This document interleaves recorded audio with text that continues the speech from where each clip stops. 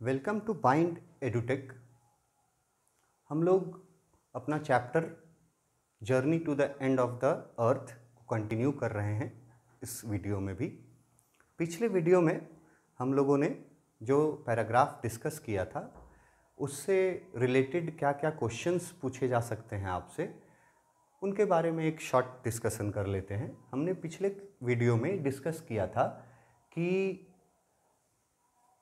तिशानी दोषी सन worshipping south Indian थी, उनको वार्मर क्लाइमेट में रहने का हैबिट था, और जब उनको एंटार्क्टिका ले गया जहाँ पे 90% of earth total ice volume is stored, question पूछेगा कि एंटार्क्टिका पर कितना आइस स्टोर है। तो ये फैक्ट याद रखिएगा, 90% of total ice volume is stored in on Antarctica. तो उस जगह पे एक गर्म प्रदेश के रहने वाले व्यक्ति को जब ले जाया जाएगा तो उस ठंड का उस व्यक्ति पर क्या प्रभाव पड़ा है वो भी बताई है। आपसे पूछेगा कि क्या इफेक्ट हुआ था उसके चिलिंग प्रोस्पेक्ट का। इफेक्ट में आप ये बताइएगा कि उसके सर्कुलेटरी और मेटाबॉलिक फंक्शंस काम करना बंद कर दिए थे, मतलब दे वर नॉट वर्किंग प्रॉपरली, और उसके साथ साथ उसका इमेजिनेशन भी इफेक्टेड हुआ था, मतलब दिमाग और शरीर जम गया था वहाँ के ठंड के वजह से, because Antarctica is the coldest place and Tishani Doshi was a habituate of a warmer climate. फिर पूछेगा कि जायंट पिंग पोंग बॉल किसको बोला गया है। Giant ping pong ball Antarctica को बोला गया है। इसको रिवर्स करके भी पूछ सकता है कि एंटार्क्टिका के लिए कौन सा टर्म यूज किया गया है, और ऑप्शन देगा ABCD में, तो आपको ये जायंट पिंग पोंग बॉल वाला टर्म चुनना है अपने आंसर में। पिंग पोंग बॉल और एंटार्क्टिका में क्या सिमिलैरिटी है और क्या डिफरेंस है। सिमिलैरिटी है उनका वाइटनेस और डिफरेंस है उनका साइज।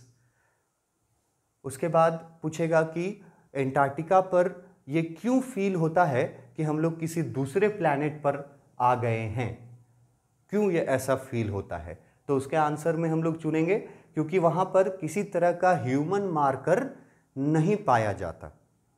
कौन कौन से ह्यूमन मार्कर्स ये भी पूछ सकता है। तो ट्रीज, बिलबोर्ड्स और बिल्डिंग्स ये नहीं पाए जाते एंटार्क्टिका पर। फिर आपको ये क्वेश्चन को रिवर्स करके पूछ सकता है कि एंटार्क्टिका पर किसी तरह के ह्यूमन मार्कर के नहीं पाने के वजह से वहाँ जाने वाले को कैसा फील होता है। तो उसके आंसर में हम लोग ये चुनेंगे कि वहाँ पर जाने वाला अर्थ पर होने का सारा सेंस जो है वो लूज कर देता है, मतलब कि वहाँ पे जाने वाले को ऐसा लगता है कि हम प्लैनेट अर्थ से बाहर किसी और प्लैनेट पे आ गए हैं। फिर वहाँ के विजुअल स्केल के बारे में क्वेश्चन पूछ सकता है कि विजुअल स्केल एंटार्क्टिका का कैसा बताया है तिशानी दोषी ने। तो बताया है माइक्रोस्कोपिक टू माइटी, मतलब छोटी से छोटी चीज़ों से लेकर के बड़ी चीज़ों का वहाँ पर विजुअल स्केल है।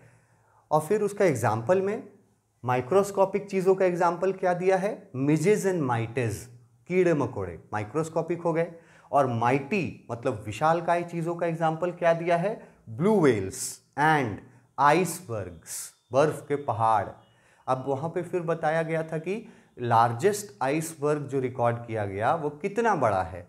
तो ये आपको याद रखना होगा, बेल्जियम कंट्री के साइज के बराबर है जो लार्जेस्ट आइसबर्ग वहाँ पे रिकॉर्ड किया गया है अभी तक। उसके बाद फिर क्वेश्चन यहाँ 24 आवर ऑस्ट्रल समर लाइट से भी दे सकता है। यूबिक्विटस साइलेंस वर्ड यूज किया है और फिर कंसिक्रेट वर्ड यूज किया है। ये वर्ड से क्वेश्चंस अराइज कर सकता है कि कौन सी चीज एंटार्क्टिका को कंसिक्रेट प्लेस बना देती है। कंसिक्रेट मैंने बताया प्योर, स्वच्छ, पवित्र। कौन सी चीज है जो एंटार्क्टिका को प्योर बना देती है। तो यहां उस चीज के बारे में मेनली आपको देना है यूबिक्विटस साइलेंस, मतलब silence that is present everywhere on Antarctica, that silence makes it a consecrate place. वो साइलेंस ही एंटार्क्टिका को पवित्र जगह बना देती है। फिर वो साइलेंस कब भंग होता है ये पूछेगा, तो ओकेजनली भंग होता है, हमेशा भंग नहीं होता वो साइलेंस। कभी कभी वो साइलेंस डिस्टर्ब होता है, इंटरप्ट होता है। कब होता है ये पूछा जाएगा, तो ये बताइएगा कि जब एवेलांचे या काविंग आइस शीट वहां पे होता है। दोनों का एक ही मतलब है, मेल्टिंग ऑफ आइस। जब वहां पर आइस मेल्ट होता है और टूट करके आइस के टुकड़े गिरते हैं, तो उससे जो नॉइज होता है, उस नॉइज से वहां का साइलेंस इंटरप्ट हो जाता है। लेकिन ये ओकेजनल होता है, यही उस जगह के साइलेंस को इंटरप्ट करता है। अदरवाइज उस साइलेंस के वजह से उस जगह को कंसीक्रेट प्लेस बोला गया है। फिर बताया गया कि अगर आप पूरे इन्वॉल्वमेंट से एंटार्क्टिका के बारे में सोचेंगे तो आप ये सोच पाएंगे कि अर्थ का जियोलॉजिकल हिस्ट्री कितना पुराना है। पुराना मतलब मिलियन ईयर्स पहले का है हमारे अर्थ का history, geological history 650 million years अगो।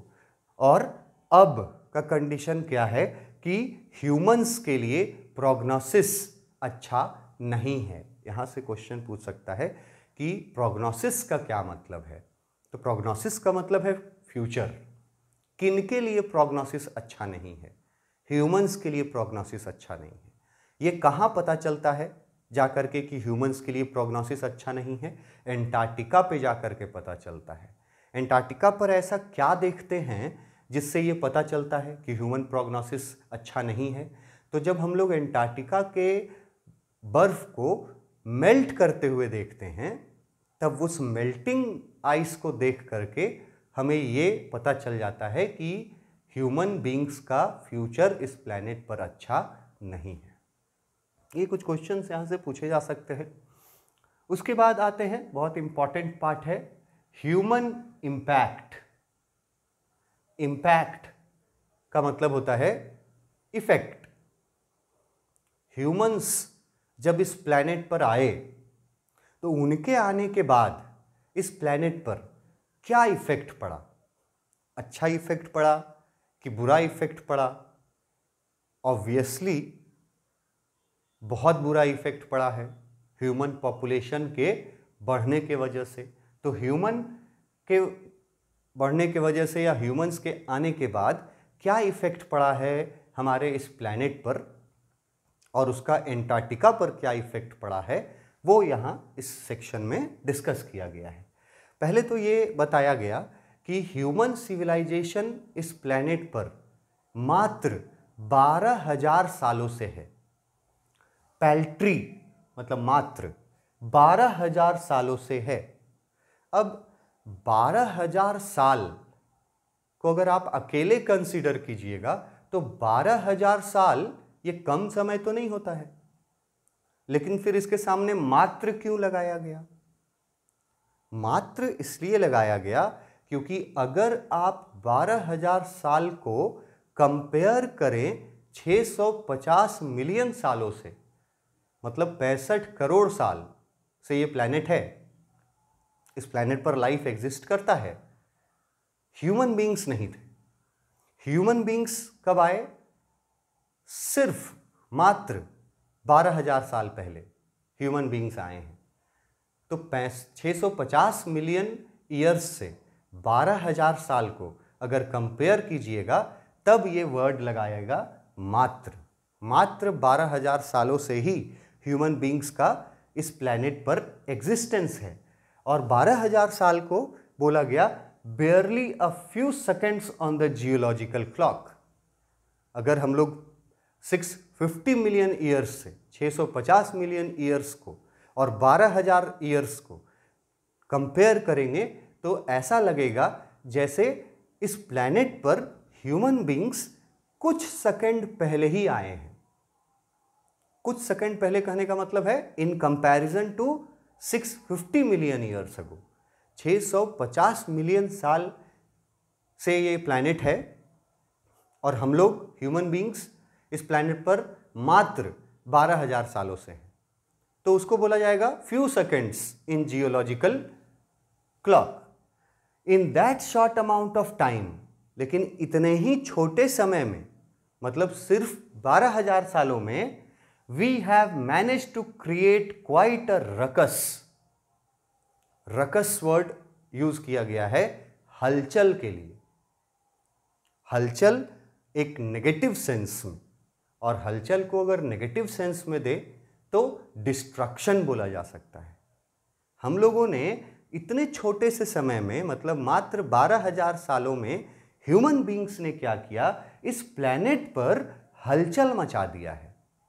इस प्लैनेट को डिस्ट्रॉय करके रख दिया है इन बेयरली अ फ्यू सेकेंड्स। मात्र 12,000 सालों में हम लोगों ने इस प्लैनेट को डिस्ट्रॉय करके रख दिया है। और कैसे डिस्ट्रॉय किया वो भी डिस्कस किया है। Etching our dominance over nature, ये मेन रीजन है हम लोग के डिस्ट्रक्शन का, कि हम लोगों ने अपना डोमिनेंस नेचर को कर लिया। मतलब हम लोगों ने नेचर को डोमिनेट कर लिया, प्रकृति को हम लोगों ने डोमिनेट किया। जब से ह्यूमन बीइंग्स इस प्लैनेट पे आए हैं 12,000 साल पहले से, तब से ह्यूमन बीइंग्स ने इस प्लैनेट के प्रकृति के साथ खिलवाड़ कर दिया है। उसने प्रकृति को पूरी तरह से अपने कब्जे में ले लिया है। डोमिनेट करने का मतलब होता है अपने कब्जे में ले लेना, अपने कंट्रोल में कर लेना। तो हम लोगों ने इस पृथ्वी पर मात्र 12,000 सालों में हलचल मचा दिया, डिस्ट्रक्शन ला दिया। कैसे?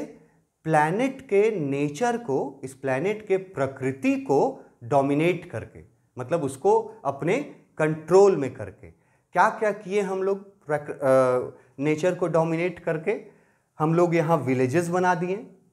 सबसे पहले हम लोग यहाँ गांव बनाए आकर के, उसके बाद टाउन्स बना दिए, उसके बाद सिटीज़ बना दिए, उसके बाद मेगा सिटीज़ बना दिए।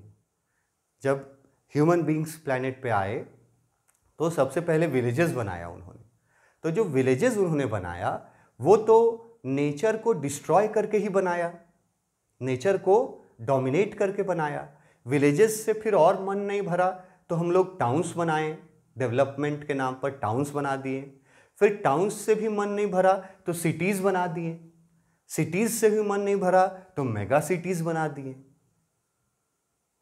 तो इस तरह से हम लोगों ने इस 12,000 सालों में आकर के इस प्लैनेट पर तबाही मचा दी है, इस प्लैनेट को बर्बाद कर दिया है, इस प्लैनेट के प्रकृति के ऊपर अपना कब्जा करके। और यहाँ विलेजेस बना दिए, टाउन्स बना दिए, सिटीज़ बना दिए और मेगा सिटीज़ बना दिए। और ये जैसे जैसे डेवलपमेंट हुआ, विलेजेस से डेवलप होके टाउन्स, टाउन्स से डेवलप होके सिटीज़, सिटीज़ से डेवलप होके मेगा सिटीज़। तो ये डेवलपमेंट किस चीज़ के डोमिनेट करने से हुआ? नेचर को डोमिनेट करके हुआ।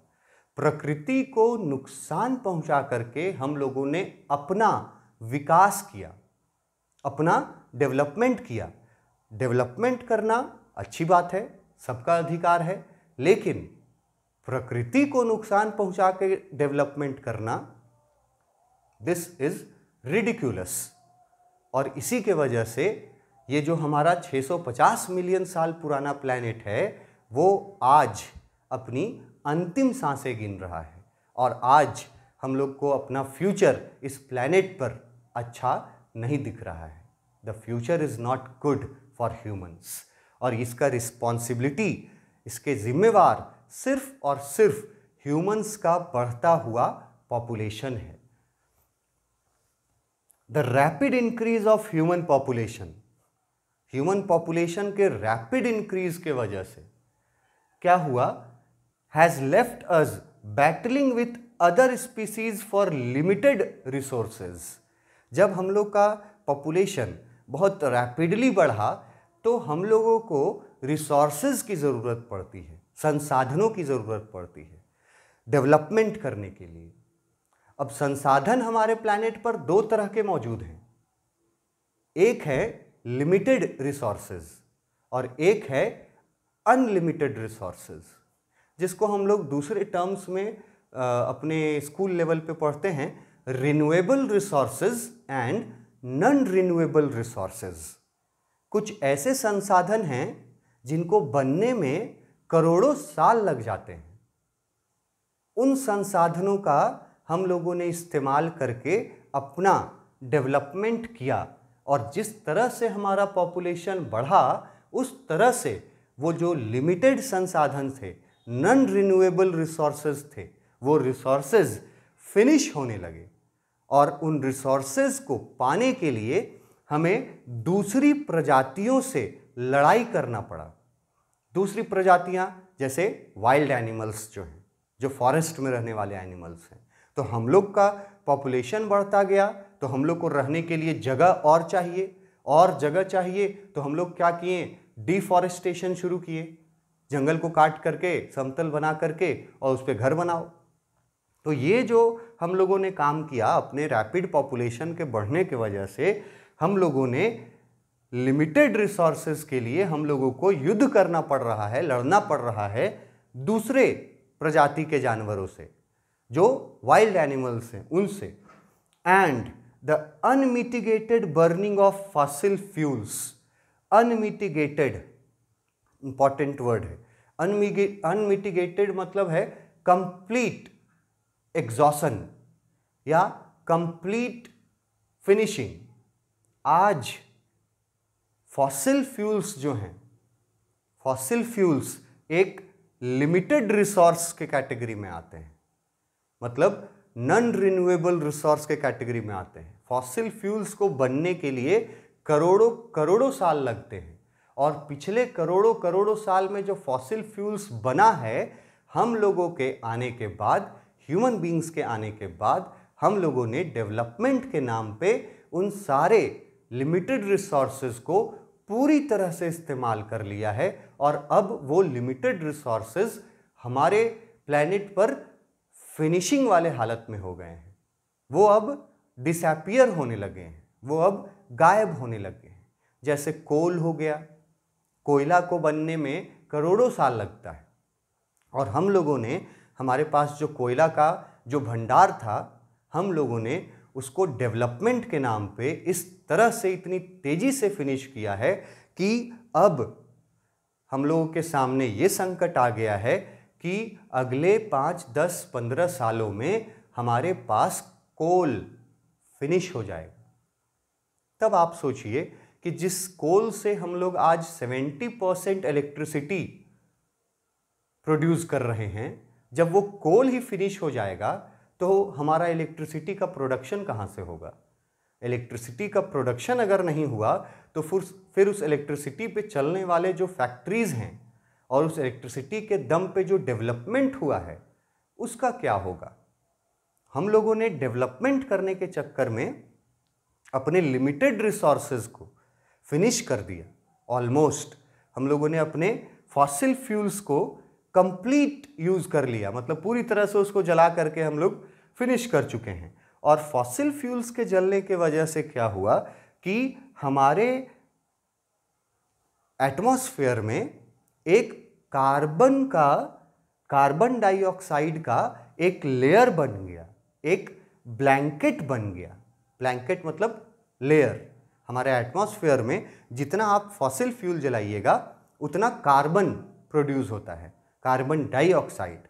और हम लोग इतना फॉसिल फ्यूल जला चुके हैं अभी तक 12,000 सालों में, हमारे आने के बाद 12,000 सालों में ह्यूमंस ने इतना फॉसिल फ्यूल जला दिया है कि अब हमारे एटमॉस्फेयर के ऊपर फॉसिल फ्यूल का एक लेयर चढ़ चुका है, एक ब्लैंकेट जम गया है। और उसी फॉसिल फ्यूल्स के वजह से हम लोग आज एक्सपीरियंस कर रहे हैं इंक्रीजिंग एवरेज ग्लोबल टेम्परेचर, जिसको हम लोग ग्लोबल वार्मिंग बोलते हैं। ग्लोबल वार्मिंग ये सबसे बड़ा खतरा है आज पूरे प्लैनेट के लिए। टेररिज्म से भी बड़ा खतरा, आतंकवाद से भी बड़ा जो खतरा है हमारे सामने, वो खतरा है ग्लोबल वार्मिंग का खतरा, ग्लोबल टेम्परेचर के बढ़ने का खतरा। तो ये ग्लोबल टेम्परेचर या ग्लोबल वार्मिंग के बढ़ने का रीज़न आपसे पूछा जाएगा शॉर्ट में, ऑब्जेक्टिव में। तो आपको ये दोनों पॉइंट्स याद रखने हैं कि हम लोगों ने रैपिड इंक्रीज जैसे जैसे ह्यूमन पॉपुलेशन का हुआ तो हम लोग लिमिटेड रिसोर्सेज को फिनिश करते गए। हम लोगों ने अपने फॉसिल फ्यूल्स को जला जला करके समाप्त कर दिया है लगभग, और फॉसिल फ्यूल्स के इतने ज़्यादा जलने के वजह से हमारे एटमॉस्फेयर में एक कार्बन डाइऑक्साइड का ब्लैंकेट बन गया है, और उस कार्बन डाइऑक्साइड के ब्लैंकेट के वजह से जो टेम्परेचर है हमारे पूरे प्लैनेट का वो स्लोली इंक्रीज होते जा रहा है पर ईयर, और इसी टेम्परेचर के इंक्रीमेंट को बोला जाता है ग्लोबल वार्मिंग। तो हमारा पॉपुलेशन डायरेक्टली प्रोपोर्शनल है ग्लोबल वार्मिंग से। जितना हमारा पॉपुलेशन बढ़ेगा उतना ग्लोबल वार्मिंग बढ़ेगा। तो पॉपुलेशन को कंट्रोल करना है तभी ग्लोबल वार्मिंग कंट्रोल हो पाएगा। तो ये ह्यूमन इम्पैक्ट के बारे में कुछ था। कुछ क्वेश्चंस देख लीजिए क्या क्या पूछ सकता है। फर्स्ट तो सबसे पहले पूछेगा कि ह्यूमंस का एग्जिस्टेंस इस प्लैनेट पे कितने सालों का है, तो आप लिखेंगे मात्र 12,000 सालों का। फिर पूछेगा कि ह्यूमन एग्जिस्टेंस को देख करके 12,000 सालों को देख करके जियोलॉजिकल क्लॉक से जब हम लोग उसको कंपेयर करते हैं तो क्या लगता है? लगता है जैसे हम लोग कुछ सेकंड पहले ही इस प्लैनेट पर आए। जब हम लोग 650 मिलियन साल से 12,000 साल को कंपेयर करते हैं तो लगता है कि हम लोग कुछ ही सेकंड पहले इस दुनिया में आए हैं। और इतने शॉर्ट टाइम में हम लोगों ने क्या किया है? हम लोगों ने इस दुनिया में हलचल मचा दिया है, रकस क्रिएट कर दिया है, डिस्ट्रॉय कर दिया है। और डिस्ट्रॉय करने के पीछे रीजन सबसे बड़ा क्या है? हम लोगों ने नेचर को डोमिनेट कर लिया, प्रकृति को हम लोगों ने अपने कब्जे में कर लिया, और हम लोग प्रकृति को डिस्ट्रॉय करके विलेजेस बनाए, टाउन्स बनाए, सिटीज बनाए, मेगा सिटीज बनाए। इस वजह से हम लोगों ने इस प्लैनेट पर हलचल मचा दिया है। फिर उसका रीजन दिया है कि जो भी ग्लोबल वार्मिंग या इस प्लैनेट का हेल्थ खराब होना, इसके पीछे कोर रीजन, मुख्य रीजन क्या है? मुख्य reason is rapid increase of human population. Human population इतनी तेजी से बढ़ा है इस प्लैनेट पर कि हम लोगों ने ऑलमोस्ट अपने सारे फॉसिल फ्यूल्स जला दिए हैं, समाप्त कर चुके हैं हम लोग यूज करके। और उन फॉसिल फ्यूल्स के जलने के वजह से कार्बन डाइऑक्साइड का ब्लैंकेट बन गया एटमॉस्फेयर पर, और उसी ब्लैंकेट के वजह से ग्लोबल वार्मिंग हो रहा है हमारे प्लैनेट पर। एक और है यहाँ पे पॉइंट कि rapid increase of human population से और क्या नुकसान हुआ है? तो ये भी नुकसान है कि उसके वजह से हम लोगों को दूसरी प्रजातियों के साथ रिसोर्सेज पाने के लिए लड़ाई लड़ना पड़ रहा है, हम लोग को बैटल करना पड़ रहा है दूसरी प्रजातियों के साथ रिसोर्स को पाने के लिए। और ग्लोबल टेम्परेचर, जो ग्लोबल वार्मिंग है, बहुत इंपॉर्टेंट है कि ग्लोबल वार्मिंग का रीजन क्या है। Main reason is this rapid increase of human population. उसके वजह से क्या हुआ? ज़्यादा फॉसिल फ्यूल्स जलाने पड़े। उसके वजह से क्या हुआ? कार्बन डाइऑक्साइड का ब्लैंकेट क्रिएट हो गया, और उसके वजह से क्या हुआ? ग्लोबल वार्मिंग हो रहा है हमारे प्लैनेट पर।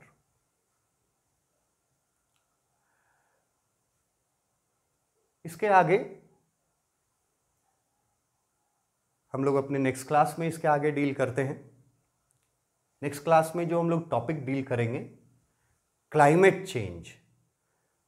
ये अभी तक का सबसे बर्निंग इश्यू है पूरे वर्ल्ड के गवर्नमेंट्स के लिए। तो हम लोग इसको डिस्कस करेंगे अपने नेक्स्ट क्लास में। Thank you.